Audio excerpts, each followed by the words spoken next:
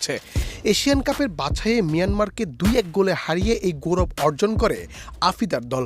যদিও ম্যাচ শেষে তেমন কোনো উদযাপন করেনি তারা। তবে জানা গেছে তুর্কমেনিস্তানকে হারিয়ে উদযাপন করতে চায় ঋতুপর্ণারা।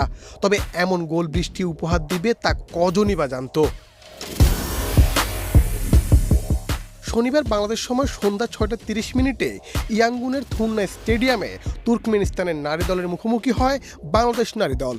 তুর্কমেনিস্তানকে হারানোর বার্তা আগেই দিয়েছিল আফ্রিদারা। তবে খেলার প্রথম 3 মিনিট থেকেই শুরু হয় গোল উৎসব। ম্যাচের 20 মিনিটের মধ্যেই তুর্কমেনিস্তানের জালে 6 গোল বাংলাদেশের। এরপর প্রথমার্ধের খেলা শেষে বাংলাদেশের গোল সংখ্যা দাঁড়ায় 7 গোলে, যেখানে গোল করেছেন শামসুন্নাহার জুনিয়র, ঋতুপর্ণা ও তাহুরারা। এই ম্যাচে যদিও বাংলাদেশের জন্য কোনো চাপ নেই। আগের ম্যাচেই স্বাগতিক মিয়ানমারকে হারিয়ে